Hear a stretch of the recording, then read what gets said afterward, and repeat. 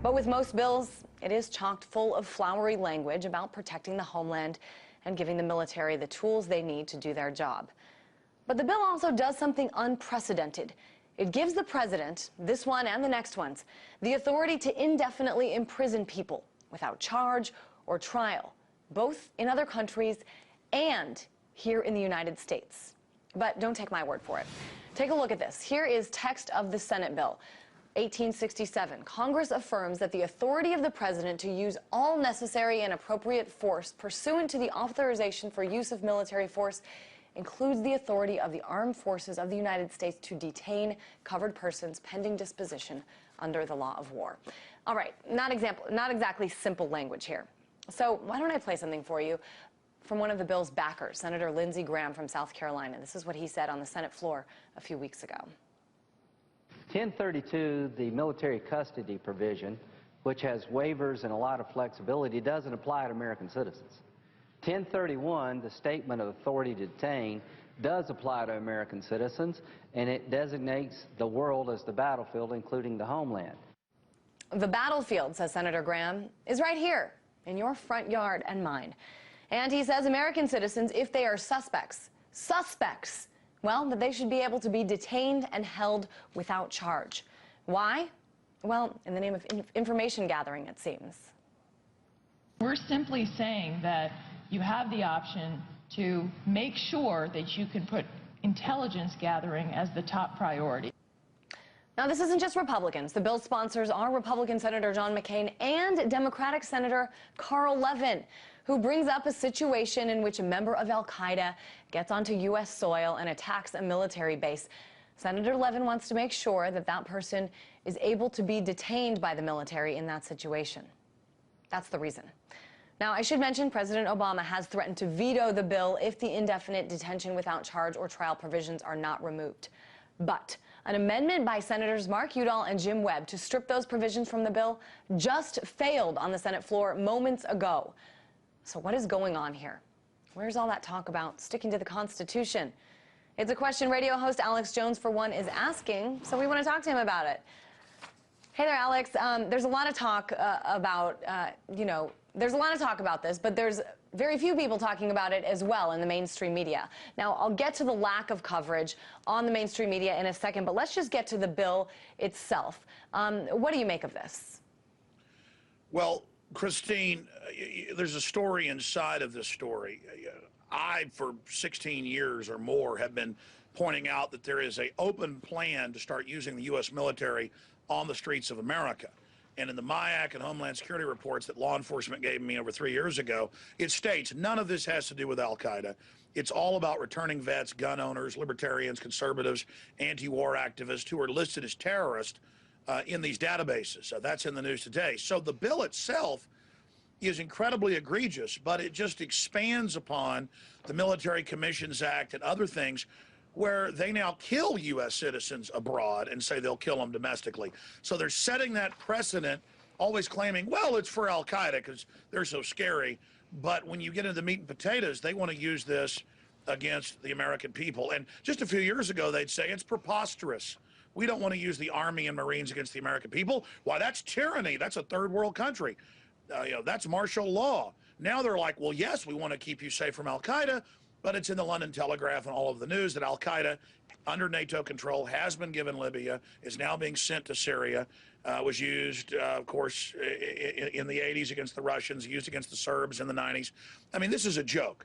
Al-Qaeda is the boogeyman they use to do this, but the whole thing is pointed at the American people. But here's the key. When we started reporting this last week, when they brought this bill up, it has a section saying Americans are exempt, but then has another section saying, unless we say so. So it's got the fine print. And then I noticed all these IP addresses hitting our article within minutes of it going up, which they don't even hide it.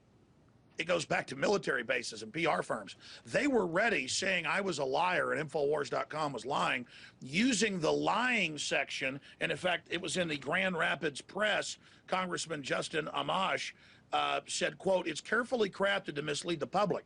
They had all the warmongering neocons and others come out in the last week and say it's not in there, it's not true, it doesn't affect citizens.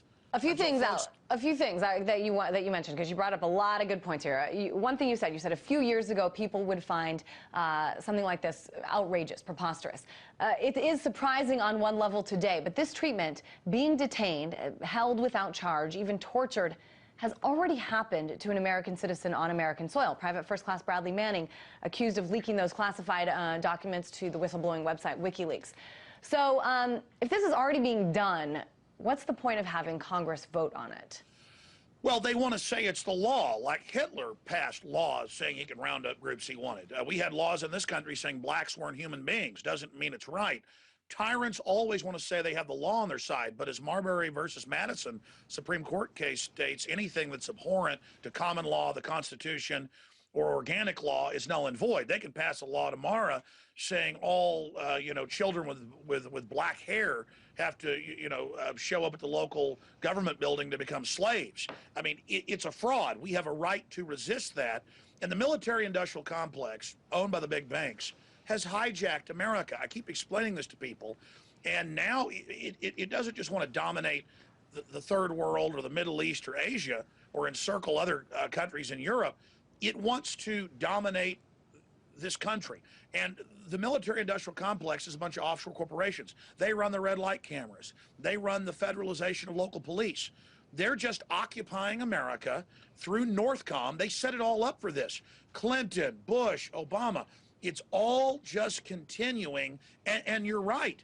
Obama is saying he'll veto this because it's getting attention, but he's already gone along with saying they can secretly arrest and torture. And it says in here, you can be grabbed and no one ever even knows where you go forever. I mean, this is literally right out of Stalinist Russia, Maoist China, Pol Pot type stuff. This is right out of East Germany, right out of Nazi Germany. This is 100% naked, classical 1984 in-your-face tyranny, and they sit there and waddle around up there. Congress, it's come out, most of these members who have a 9% approval rating know the American people are awake to them. They say it's legal that they're allowed to insider trade and give government contracts and pass bills for companies their wives and husbands own. They sit up there, most of them blackmailed criminals, and say we're allowed to insider trade, which is a felony. All right, Alex, I mean, certainly that was another big story that we talked about here on RT, really important to talk about, but I really want to stick to this, especially I'm just saying they're crooks. No.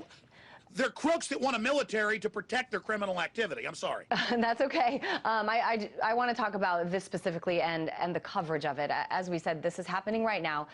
Certainly Congress and what lawmakers is working on is a priority for much of the mainstream media. CNN, MSNBC, Fox, they have congressional correspondents. Why haven't we seen this covered? Because it's a Pentagon-run psyop and the American people are the enemy. America's been hijacked. And listen, we had Pentagon, Department of Defense spammers hit our site when this went up within minutes. They were waiting with the part of the bill that says you're exempt in that carefully crafted deception that the congressman talked about to mislead the public. They were waiting, hitting us within 120 seconds. Okay, so first they said it doesn't exist. Now that it's come out, they're saying, okay, it's good for you, because they don't want this debate to go forward. They want to be able to go in and tell the troops, the carefully chosen cadres, now you're ready to operate in America. Listen, they've been operating for 20 years secretly in police uniform. I've interviewed the people. They've been doing gun confiscation drills that I've been to. I have literally had, if I told you the stories, it's in my police state films. It's like a movie. There is a giant secret government Pentagon program that now wants to uncloak. It's already here. Let's broaden this too a bit, Alex. I want to show you the cover of Time magazine this week. First, I'm going to show you the cover of Time in Europe, in Asia, and in South Pacific. This basically shows a fighter wearing a gas mask in a village, still very much in the midst of chaos. And it asks the question, I know it's hard to read, but it says, are free elections and the promise of an Arab Spring at risk, and under the larger title of Revolution Redux? Well, now I want to show you this week's cover of Time here in the U.S. It basically says why anxiety is good for you. Hopefully you can see this. Everywhere else in the world, they're talking about the Arab Spring. They're showing a picture of revolution, of chaos in the streets. And here we have a little cartoon guy, you know, tying a little piece of yarn under the headline, Why Anxiety is Good for You. Let's talk about that in terms of the mainstream media and the coverage of bills that, you know, things that Washington lawmakers are working on right now that are just getting no attention. Well, you're right. I mean, the corporate prostitute New World Order media, 50 years ago, the U.S. was #1 in education, #1 in being informed. Now we are the least informed in the industrialized world by design. And we are spoon-fed propaganda. We're not told how the rest of the world sees us. And they try to keep us in this cocoon. And so I praise RT for covering this. I mean, literally, this is right out of 1933 Germany with Hitler, you know, saying the Reichstag has been attacked. I can indefinitely arrest and detain whoever I want. I mean, this is 100% nightmare that they would be openly doing this. But they're only able to get away with this because, as you pointed out, Fox, CNN, the rest of them won't cover it. And the few little mentions are, yeah, they're going to secretly arrest you to keep you safe. I mean, my God, let's say terrorism was real and not manufactured, most of it. I'm 1,000 times more scared of a big, giant military-industrial complex with snatch and grab teams that can just disappear people, which we know they've been beta testing at the G20 in Pittsburgh. They would have military grab folks off the street and put them in cars. I later learned they were actors, but they would do it in front of the media to test it and to see what the public did. And I learned in London, I learned in Toronto, I learned in other places the G20 tests this. They are scientifically studying us and seeing if they can get away with this, staging snatch and grabs in front of news cameras, and then the news is like not even covering it. And they're like, okay, the media is going to let us pull up and grab peaceful people and throw them in black vans. Let's do it for real. This is scientific psyop. We are under attack, as I've told you. It's not a joke. Mayday, a mayday. I wish people would have done this in Germany in the 1930s. We are in a red level crisis. The people that have seized our government are preparing to launch World War III in the Middle East if their test balloons are successful. Alex, I just want to wrap this segment up with one final question about the specific, the bill that's taking place, 1867 in Congress, the National Defense Authorization Act. You said that people in the higher ups in the military, in government, that they want to try to hide this. But the fact is, you can't hide a bill that's in Congress. You go on the internet and you can find the exact text of the bill.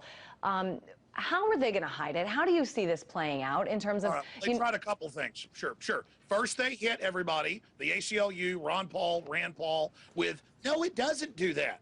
No, it doesn't arrest citizens. And, you know, I mean, you're not even supposed to have the military involved domestically. Now, they're not just going to arrest you. You're going to disappear. They say they could torture you in the accompanying legislation they've already passed, go into a literal black hole.